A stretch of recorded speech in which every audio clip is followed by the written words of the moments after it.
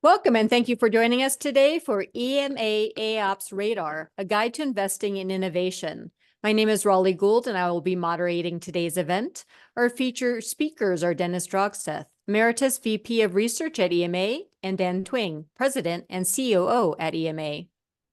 Dennis brings several decades of experience in various aspects of marketing and business planning for service management solutions.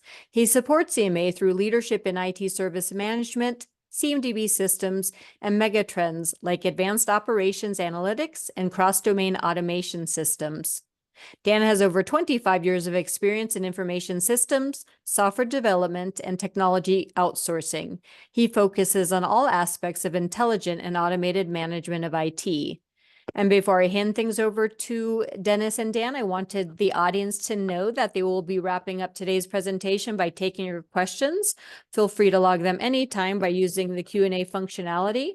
Also, today's event is being recorded and you will receive a follow-up email from EMA with the on-demand playback, as well as some additional information about this new radar report. So I hope you'll check that email out. And now I'd like to go ahead and turn things over to our first featured speaker, Dennis Drogseth. Dennis? Thank you, Raleigh. I see this is our question slide, and I'll move right on. What you're going to get is, if anything, a very rich day, I think. Hopefully not too rich, but we've got a lot to cover. We'll go into methodology. How do we do the radar? How do we put it together? And then a little bit of work from our consulting experience. What questions should you ask before investing? And a way of looking at the vendors covered in this radar. Then I'll go through our 13 vendors. Who did we select and why? And they were selected by invitation. So you'll see why as we go forward. We'll look at 3 critical use cases for AIOps. It's not a linear environment, not a linear market. And you'll see why it's diverse. And we'll look at some game-changing trends that go back both 3 years and some of them 12 years when we first started looking at this in 2012. And wrapping up with AIOps and adoption fronts. On our methodology, we'll dive right in now. And I'll show you the overall steps. And Dan, perhaps you might want to, the radars evolved largely through Dan, and Dan can give you some insights on methodology before I go in. Great, thanks, Dennis. Yes, EMA has been doing the radar methodology now since about 2010.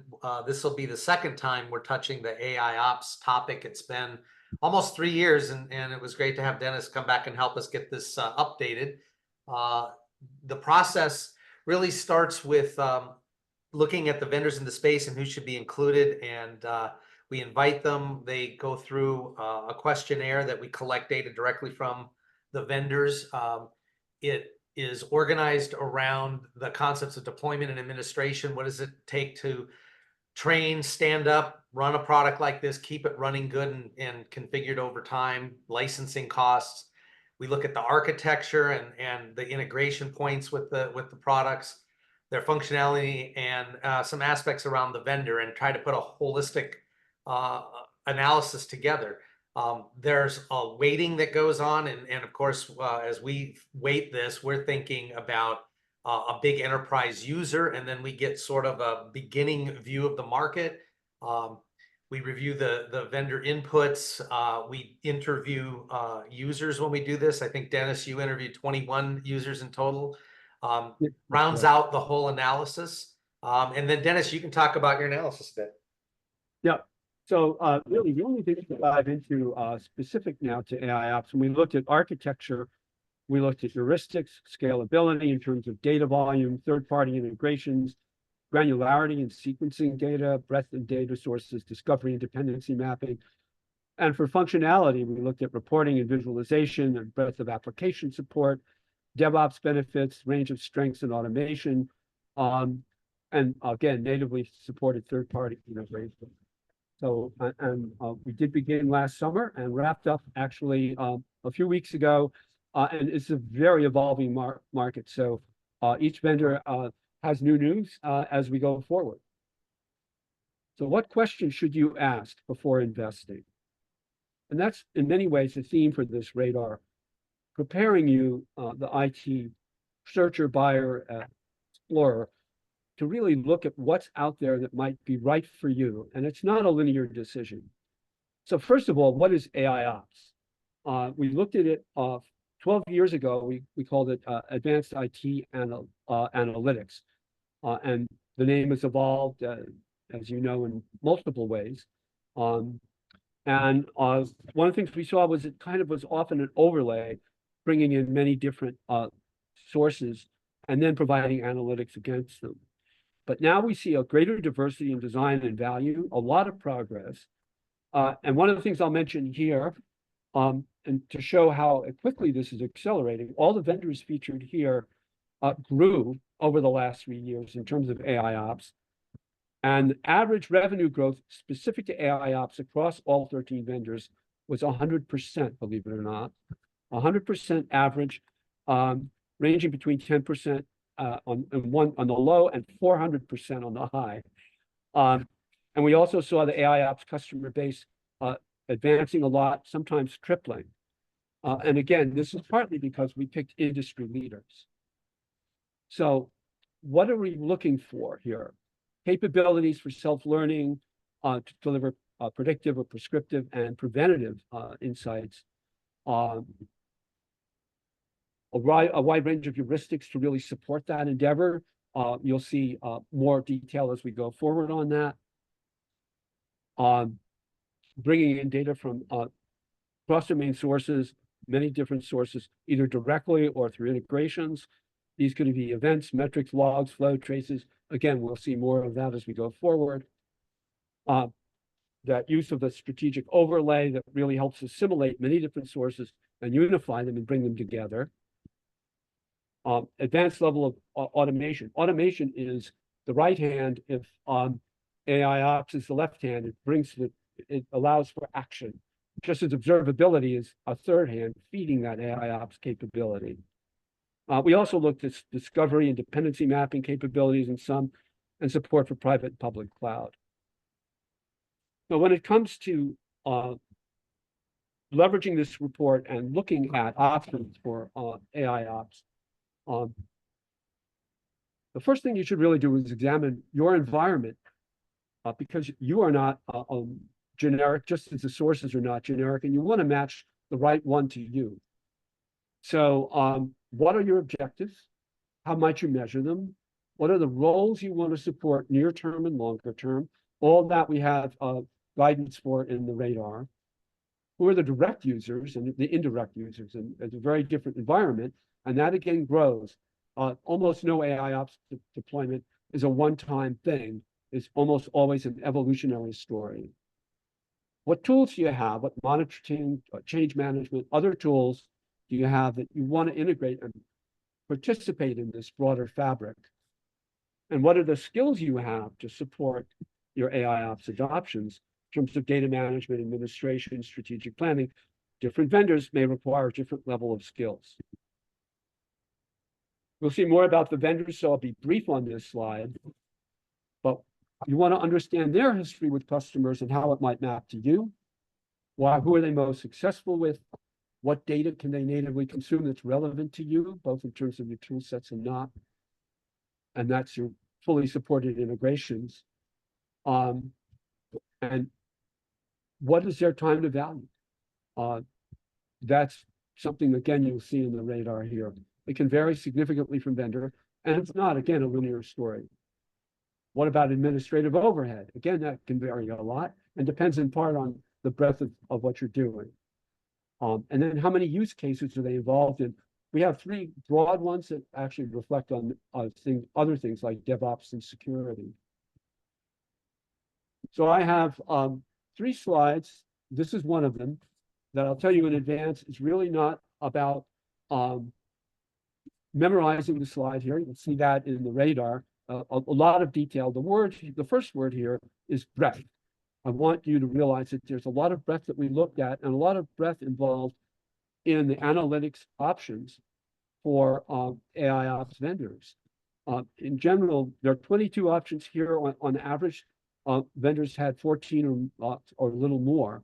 All playing to advanced analytics. And not surprising that baselining for event pattern recognition, correlators across multiple events, sometimes multiple management sources, and topology-based analytics, sometimes leveraging dependency mapping or CMDB data. Not surprising, those are among the top, along with things like anomaly detection, which is for capturing normal patterns and to map anomalous behaviors against them. Again, a story of breadth. And Dennis, can you go back that slide real quick? We're looking at the percent of vendors that support each of those features, right? Yes, I'm sorry, that's correct. When you see 100%, it means that all 13 vendors supported the top 2 here. Yes. Thank you. So who did we select and why? I'll be going through all 13 vendors, and I'm going to pick 3 highlights from each. In the radar, we looked at both strengths and limitations. Here, we're going to mostly look at a few strengths that we see.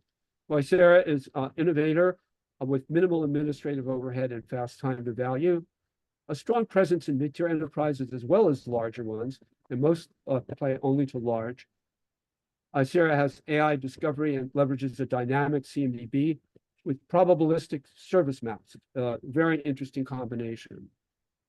Among its many analytic options, it's very rich in generative AI with Icera Copilot, facilitates automation, log summarization, analytics to improve IT efficiencies.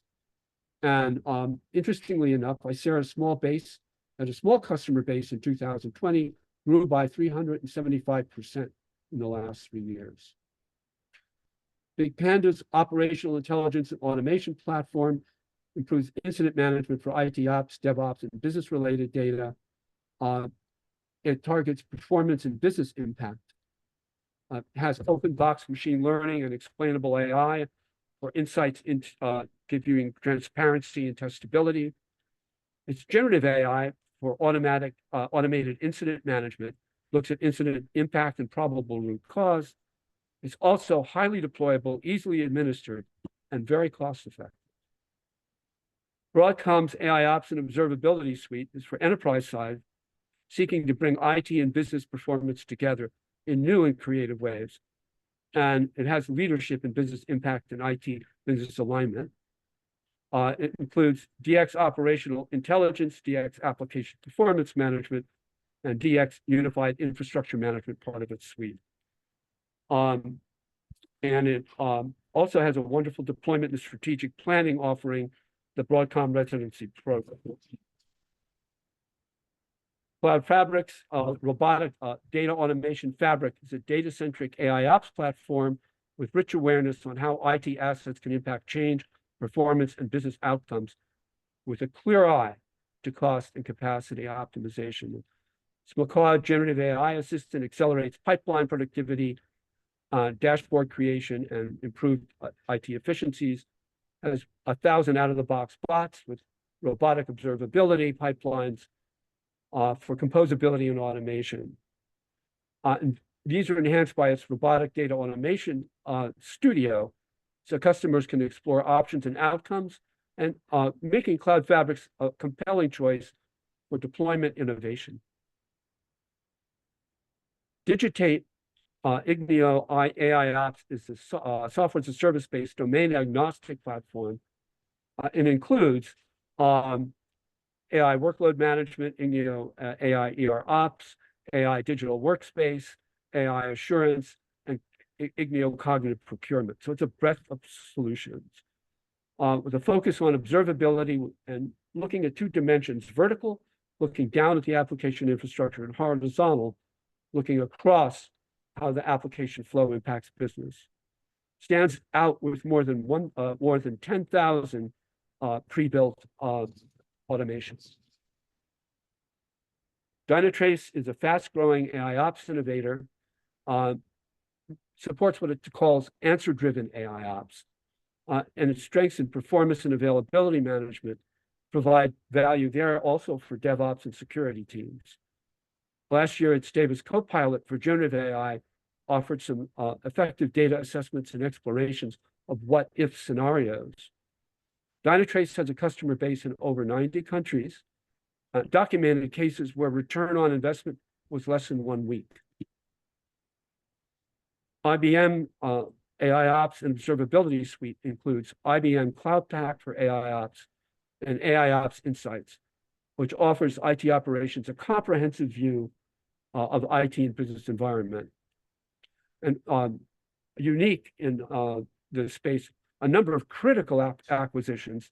These include Instana Observability for capturing traces and metrics across application infrastructure, Sev1 for network observability, Turbonomic for performance and infrastructure optimization, and Apptio for financial and operational insights. And this robust set of options gives customers flexibility in how they can prioritize and deploy the suite with strengths in all three use cases. Interlink's AIOps and Observability platform is an integrated solution offering its customers what they call a single system of engagement. Provides a breadth of stakeholders with proactive insights into service and business health, change, and performance. Interlink uniquely has some remote monitoring and management services with dedicated and very personalized individual access to support enhanced efficiencies throughout deployment and improved strategic effectiveness once deployed. The vendor is especially strong and deployed in industries where IT services most critically impact business outcomes, and it's the overall leader in business impact and IT business alignment. OpenText offers Operations Bridge Ultimate with product strength also in all three use cases. In part, this is due to its Optic Data Lake with ingestion capabilities and hundreds of native third-party integrations. It offers 8,000 workflows for drag and drop deployments. The acquisition of Micro Focus by OpenText is offering some significant resource advantages for development and market presence. PagerDuty rightly presents itself as a system of action rather than a system of record. The clear focus on events generated by multiple tool sets, targets performance and business impact, has an industry-leading 750 fully supported third-party integrations, a broad range of generative AI capabilities, and also it's well ahead of the average in terms of time to value with payback in weeks and initial deployment time, sometimes in hours or days. Science Logic's SL1 is an AIOps platform that's richly assimilative with more than 100 million data points it can take in more than 100 million data points in less than 5 minutes. It does this in part through a real-time data lake and a mix of AI options, as well as a number of generative AI capabilities. It's targeted at large and complex enterprise global service provider environments, but Science Logic has made unique investments in deployment optimization with a very documented return on investment, and sometimes as little as 1 week. ServiceNow's IT operations management and cloud observability complement the vendor's market-leading IT service management capabilities.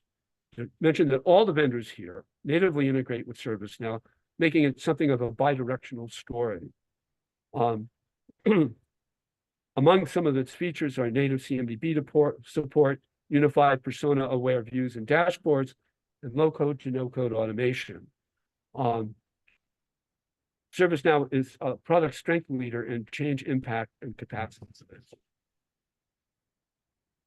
Splunk IT Service Intelligence, ITSI, is a premium app built on the Splunk platform, and Splunk Observability Cloud provides ongoing unified insights into application infrastructure behavior. It's a leader in observability with more than 50 native open source integrations and industry-leading support for open telemetry. It's especially strong in performance and availability management, and strong as well in business impact. Vendor support for visualization is enhanced by glass tables, which provide a common ground for IT and business stakeholders. It's a lot to take in. Again, a prep for the report. We're going to dive into looking at these vendors in terms of use cases now. 3 critical use cases. Dan, do you want to start on the two axes here, vertical and horizontal? Sure. So if you haven't seen our radar analysis before, I thought I'd just give you a quick review here of the way that I look at these charts when I interpret them. So on the vertical axis, we have product strength. That's the combination of our evaluation and scores on architecture and integration components, as well as the features and usability of the product. I think about the vertical as what you get when you buy the product. The horizontal is the cost efficiency. So it's kind of an inverted axis. So to the right is easier or less expensive, and to the left is either more expensive or more effort to deploy and to run over time. Now, obviously, more complex features, which you may need, may require more complexity. So, that's the trade-off. And the point of this analysis is to really help us figure out the section you ought to be looking at, right? We're looking at weighting these around a large enterprise priority. You can sort of pick and choose where you fall along that continuum, and then look at the 3 or 4 vendors in that area. The final aspect is that bubble size, which is the characteristics of who you're getting it from. So with that backdrop, Dennis, I think you have looked at this through the lens of several different use cases, and maybe you want to fill in why we have 3 of these charts. Yeah, 3. We've always looked at 3. And by the way, we began doing this in a radar in 2012, 12 years ago. That's because AIOps is not, again, as I keep using the phrase, a linear answer. It's a multidimensional answer with very diverse strengths and options. And I would also say that while this landscape is a useful departure point, it's only a departure point, because just if you look at product strength, there's so many factors woven into the answers here that those that seem parallel still may be very different in what they offer. So for you buyers, I would recommend looking at landscape, but then looking ahead into the profiles. So for use case specifics, in terms of performance and availability management, we looked at things like breadth of data, automation, role supported and integrations, analytic richness, and triage. And triage, of course, was specific here. The top 3 triage instances were isolate whether the problem is within the application, the server, network, or database. That was 100%.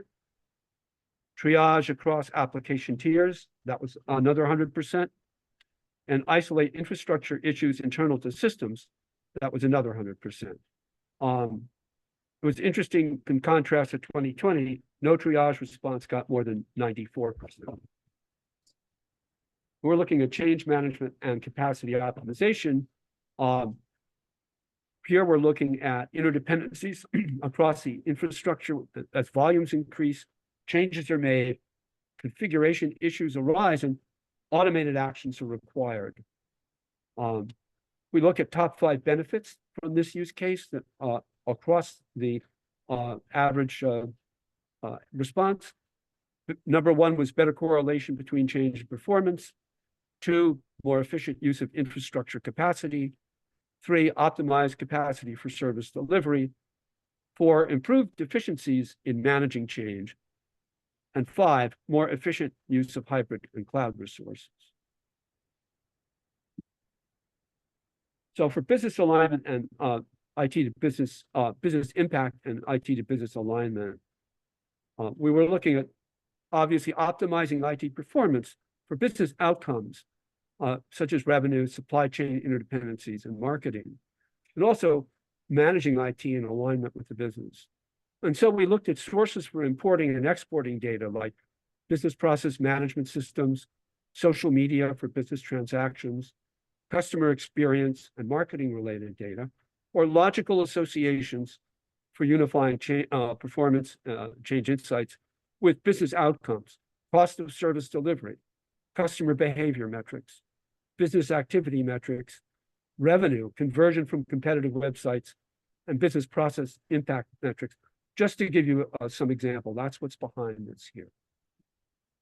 But now I'd like to share a few, what I call game-changing trends in recent years.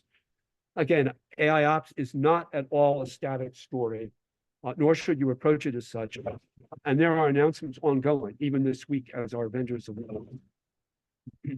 Here you see a move toward software as a service and hybrid deployments. And hybrid deployments allow organizations to augment on-premise resources. Again, a change between 2020 and 2003, and this is an average across all 13 vendors. So Dennis, what we're looking at there is not adoption by users, but offerings by vendors, right? And so in the case of SaaS, when we did this last time in 2020, less than 100% of the vendors had SaaS, but today that's kind of ubiquitous now. Right, yeah, because you have 100% there. It's although SaaS was very popular among deployments, and we did, by the way, as I mentioned, 21 interviews, and those were critical at looking at deployment stories. This is on the vendor side.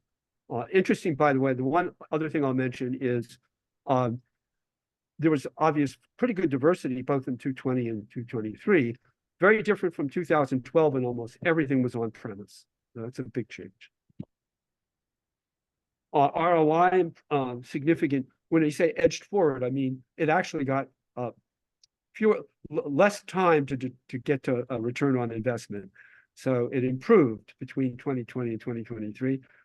As you can see here, there was 0% in 2020 that was less than a week, and we had 15% or two vendors bringing in less than a week now.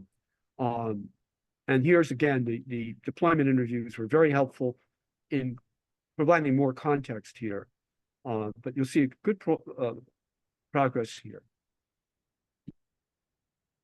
On the other hand, when you look at full-time employees required for ongoing, once you've got deployment, it's more, if anything, a little bit of an increase. And why is that? I would argue that we're looking at, more richer solutions, doing more for more people. Once you've got that, your requirements for administration tend to go up. Needless to say, also, software as a service deployments help sometimes to minimize the need for full-time employee overhead. So it could vary based on how you chose to deploy the solution. This is maybe the most dramatic change here between 2020 and 2023. How many different tool sets can you support? We had 27 options, and you can see that more than 100 was more than half of our 13 vendors could support more than 100. So that was 7 out of the 13. And when we look at what are the top areas in terms of what are we integrating here? All right. The first 4 were 100%. Event management system was number 1. Network performance management, number 2. App dependency mapping for change and analysis, number 3. CMDB or extended configuration management, interestingly enough, number 4. And I say number 1, 2, 3, and 4, they're actually all tied at 100%. Then we get service tests for trouble ticketing at 92.3%, public cloud-related resources for performance at 92.3%, application development and DevOps tools, 92.3%, security and compliance specific tools, 92.3. Again, so 92.3 is about 11 of the 13. What about data volumes? Again, a significant increase. If you look down here, you'll see on the blue side from 2020, there was no more than 100 million, but there is in 2023. And if you look at the top of 2020, 10K to 50K, that goes away. Everybody was 50K to 100K or more in 2020. So data volumes are going up. That's mostly a good thing, although it can create some complexity and time issues, but it is an enricher. Observability is an enricher for AIOps. Okay, here is number 2 of the slide that you are not expected to commit to memory, but it's in the report, in the radar report, And again, these percentages, as Dan pointed out, are percentages shown by the vendors. 84.6% is about 10 of the 13 vendors. And this is through third-party integrations. Interestingly enough, we also asked about native data assimilation, and the data wasn't all that different. The numbers weren't all that different. Although you combine the two, you actually get effectively a double what you see here. And it ranges, of course, not surprisingly, end user keystrokes, which can be very interesting for understanding user behavior. That was not a terribly popular one, but events right at the top, configuration and topology right at the top, along with time series and log files, those were even higher than the native assimilation. So you get a feel for this richness of data. You're looking at security here at 69.2%, flow. You get a wide set of diversity here. Interestingly enough, between 2020 and 2023, we did see some decline in change tracing capabilities. And I should be clear, though, that 2 of the vendors did not pursue that use case. Use cases were optional. So if you look at the top 2, application release changes in containers and microservices, not surprisingly, those actually would have exceeded what we did in 2020 if you figured that we eliminated 2 of the vendors. On the other hand, all the others show something of a decline. And I think what you're seeing here is partly impacted because changes are made more frequently than ever, becoming more difficult to trace. The time to get into specific devices and manage them for change through AIOps is becoming a little more complicated. And then we're living in a changing world as well. You're dealing infrastructure as code, kind of a new world as well. So I do hope to see this improve in certain ways. Change can affects all use cases, but it was the one thing that didn't progress from 2020. Automation significantly moved forward. You can see here critical, obvious numbers here. Interestingly enough, these top 5 were the same top 5 as before, but all 13 vendors supported these in 2023, and an average of 18 automation options per vendor. Dan, I think you had some thoughts on automation.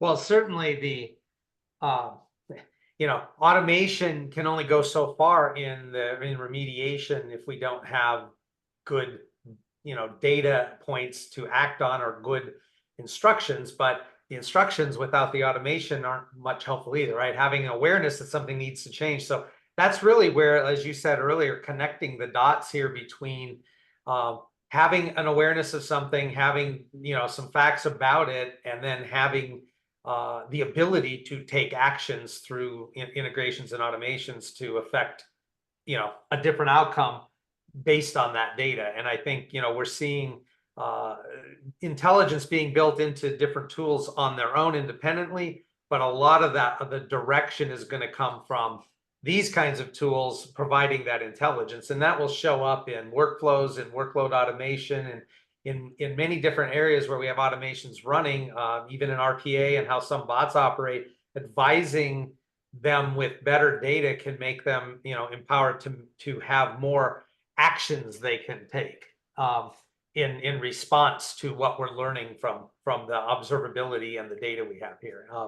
So I think it's important to raise the quality of what we can act upon, right? That's really what I think is happening, is that we're getting better information from more sources and we have better actions we can take now. Yep, it really is a natural fit if you think about it. That's why I'm beginning to see AIOps potentially as the web that can unify IT, and we'll see that in some of the comments at the end.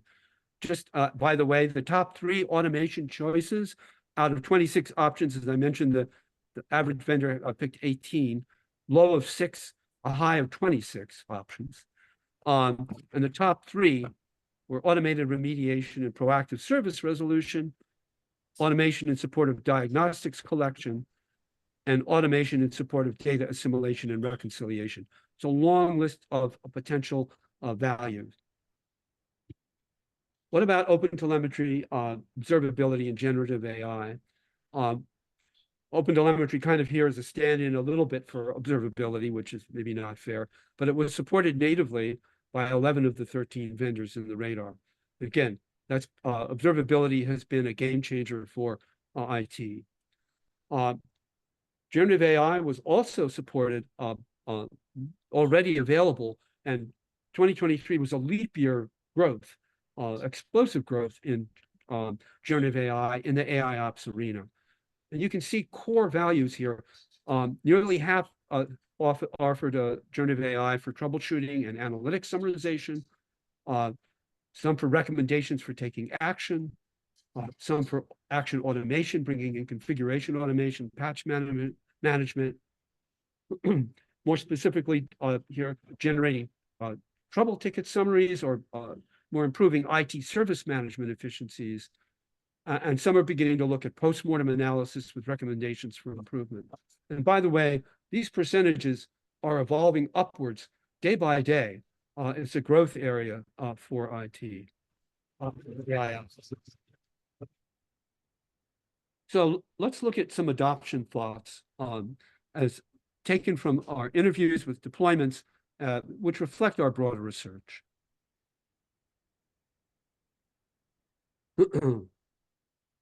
This quote emphasizes the importance of starting somewhere and growing. Went to a vendor, actually a large vendor with many options, but allowed them to start small and grow big, which was just what they needed. Here we have a classic example for AIOps, a platform that took all the puzzle pieces together and unified insights and IT processes across the broader spectrum. So the value of going to research in the analyst community, basically, you want to study yourself, and you really should study the environment before you invest. It's non-trivial, rich, and not complicated, and rather complicated, rather. So you want to look at it closely.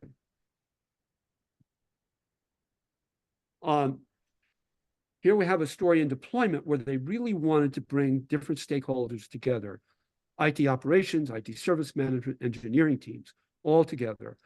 And in their deployment, the vendor offered a strategic workshop that helped their planning in making that deployment effective for all of their teams. This is not unique, although it's a strong statement. It's less than the average by far. Average is between 2 and 2.5 employees, but so far required only 1 full-time employee, although we're now expanding usage again. It's an evolving story. And I wanted to show the non-IT business roles capabilities when sort of reflective of that first quote. Who are the roles we're looking to bring together? I think the main thing to take away here is you've got strong support across all 13 vendors here for broad brush non-IT roles, line of business, business application stakeholders, digital transformation teams, et cetera. Then once you get down below the 50% mark, you're looking at very specific areas. This is partner management more broadly, marketing, supply chain, et cetera, sales, even things like facilities coordination. So you're looking at specifics there. And I think it's a rich statement, richer than it was in 220. What about benefits? This is a classic example of breadth in sources. As many as 65,000 different data technology sets, different sources that turned observability into a single thread with correlation massively powerful. That was a global environment with deployments all over the world that had to be unified. Another story about building the bridge between the business and IT operations and tailored dashboard views that reflect on role-based awareness as well and help avoid conflicts. And here we have something that reminds me of the old CMDB story. Our one source of truth, we can look at one commonly shared dashboard, a way again of bringing IT and business, and other stakeholders together. And I promise this is the last, you can't memorize this slide by looking at it now, example, but I wanted to stress the breadth of the benefits here that we've seen, again, based on what vendors have seen and often documented in our interviews. So these percentages come from the vendors, but I believe they're fairly trustworthy. Some are actually, I had to prod them, some were actually a little more skeptical than they should have been once we examined their actual deployments. But you look at all those 100%, and they range, those are primarily looking at performance issues, as well as more efficiencies in terms of IT, helping IT to behave more effectively. And you go down, you'll see more on capacity management, more on business outcomes, and it's a rich story, including security as we go. A lot of benefits. Needless to say, you should know, in your first deployment, you won't get all these benefits. You shouldn't look for all these benefits. You should look for what's key for you to start and evolve. Okay, some final thoughts. Course of EMA research, we see a forward path in AIOps. It's very much evolving in an overall strongly positive way. On the other hand, the obstacles remain similar. They reflect not only a technology purchase, but also a process, organization, and cultural realities. All those become important, both in how you succeed and also what you select and how you select it. AIOps marketplace is clearly evolving at an accelerating rate. Open telemetry and observability and generative AI have redefined the market in creative and positive ways.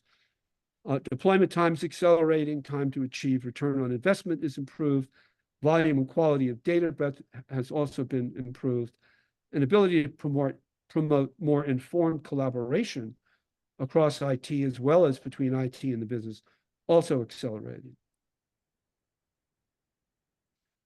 The recommendation here is consider your own realities first, and then look and think. You want to ask yourself these kinds of questions. Which vendor here can most effectively address your top prioritized goals, long-term goals, and short-term goals? Which vendor is a most natural fit for your current technology environment? Which integrations are most key for you? Which vendor is most likely to bring you the fastest near-term wins? That always helps get the investment going and making your move to AIOps more popular among the executive suite and sometimes among the business buyers. The answer here could be any one of the 13 vendors in the radar, depending on what your questions are and their answers. And there are many more questions to ask, as you'll see in the radar. Raleigh, I think I'm ready to turn it over to you. Great. Thank you, Dennis. If you have any questions, log them now using the Q&A functionality. Let's go ahead and jump into them. Dennis, starting with you, and Dan, if you have any comments, feel free to jump in. The first question is, how do you see AIOps evolving over the next 5 to 10 years? Definitely, it's going to evolve at an even more accelerated rate. The role of generative AI, which, by the way, I saw very rich among the vendors, not yet so rich among the users. They are all planning a lot, but there wasn't much in play yet. That will change. And I think one thing that's critical for AIOps is for it to sort of both vendors and users to get beyond seeing it as just a technology and seeing it as a transformative investment, both for IT and the business, and how to understand it along those lines. So I'm optimistic. It will also continue to be diverse, and there will be different, options optimized for different environments. And Dennis, when we say AIOps in this context, we're kind of looking at a narrow set of tools here that are highly focused on this, but AI will pop up in other operations tools. How do you think those interplay with each other? Right. I mean, that's one of the reasons we were very selective. These 13 And by the way, we also have an addenda including BMC. They couldn't fully participate at the time. They're referenced. So they were invited as well, just so you know. We weren't looking at anyone who says, oh, I've got AIOps capabilities. That's a huge, long list. We're looking at vendors who, for whom that was a central way of assimilating and bringing IT together. So you're going to get AIOps is going to pop up as a part of other solutions. However, I would say, in my view, the real AIOps is still the overlay that brings it together, not the smart tool set that has some AI in it that points its finger at AIOps. Thank you, Dennis and Dan. The next question is, if you had to choose between AIOps and observability, what would you pick? Well, that's an impossible question to answer. The answer is we pick both. And I think different vendors view the two differently in some ways. This radar approach in this radar looked at observability as an enabler for AIOps. However, we did not try to make it a separate radar specifically on observability, which would have required a different slant. So I think you need both. I think in my mind, observability is a pillar and a critical enabler for AIOps. AIOps can take observability to another step and help to bring, again, a broad set of roles together in unique ways. Great. You may have already touched on this, but there's another question regarding generative AI. How soon do you see generative AI becoming widespread in AIOps adoptions? That's a really good question, because there's definitely a delta between what we saw with vendor offerings in 2023 and what we saw in actual deployments. But we are seeing some breakthroughs in deployments. I think those will accelerate. And I think we're going to see a one step at a time progress. One of the things that, of course, generative AI is dependent on is large language models that are appropriate and effective and targeted to the data at hand. And I think a number of the vendors are specifically very focused on that. You certainly don't want a chatbot looking at the wrong things and giving you the wrong advice. So that's going to be an evolutionary story as well. Another question that came in is, how is AIOps, observability, discovery, ITOM, monitoring, and ITSM connected? That's quite a bit. Can you give an example if possible? Yeah. Well, I think many, we actually looked at a number of examples in the 13 vendors where they really all were connected. And it's interesting that they can evolve in different ways with different manners. I won't name the name, but one of the vendors described their users leveraging a prevalent ITSM solution as blind users. They didn't even know they were using the AIOps tool for the data. It can vary in that way. But I believe that whether it's brand defined or not, the true unifier above all in bringing proactive insights into what's going on and helping to make decision-making more proactive across IT is AIOps, which needs to be, can bring in IT service management, can bring in DevOps teams and SREs, it can bring in security, can bring in business stakeholders, all these things it can bring in with a common web of insights. Thank you. Will satellite solutions block or charge for integrations with AIOps going forward? Will their pricing strategy change with adoption of AI orchestration tools? Will the vendor's pricing change with the adoption of AI/orchestration tools? Yeah. Well, the pricing, if I understood the question, which is an interesting one, so I may not be answering it in this way, but number one, a lot of the integrations are native and there's no charge for the integrations and no professional services required in a number of cases, not all by any means. A number do require professional services. In terms of pricing for integration with AI automation, whatever, I think that's going to be very much an evolving story. Right now, the major plan is, let's be the overlay to make what you've got better, allow you to consolidate tool sets, and go forward. I'm not sure I answered the question as it was asked, but that would be my best answer. That was a pretty good shot. Thank you, Dennis.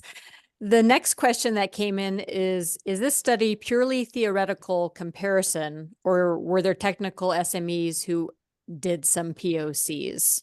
What insights do you have on that question? Okay. Why don't I take that one first, Dennis? You can augment, but the purpose of the radar is to evaluate the vendor offerings. So the user voice comes in through the interviews, and Dennis can certainly talk in depth about how things were validated, but the radar is primarily presenting what the vendors are offering and the capabilities within each product. And then they're weighted by our model, which is advised by other research that we do on these topics. We do have, EMA has other research available that does address specific, user studies on results they got in the field. But this analysis is about what the vendors are bringing to market. Now, Dennis, I'll let you react further. Yeah, absolutely. We have done a number of research on AIOps adoptions, hundreds of users and what they see with hard data. And also, I should say, yes, we depended on a 31-page questionnaire with probably close to 100 questions. That was followed and preluded by interviews with the vendors themselves to make sure I was clear on what they were answering and why they were answering it that way. So it was reviewed, let's put it that way. And then case studies or deployment interviews were critical in validating what we saw. So that was really the process. It took a number of months to really go through that. But our questions were very specific and allowed for a lot of granularity in technical areas, as you could see, I think, in some of the examples. Thank you, Dan and Dennis, for shedding light on that process. Those were all the questions that came in. So I'm going to go ahead and wrap up today's event. As I mentioned, you will be receiving a follow-up email with resources from today's event. So I hope you will check that email out. And I hope we will see you at a future EMA Research webinar. Thank you again for joining us and enjoy the rest of your day. Thanks, Ron. Thank you.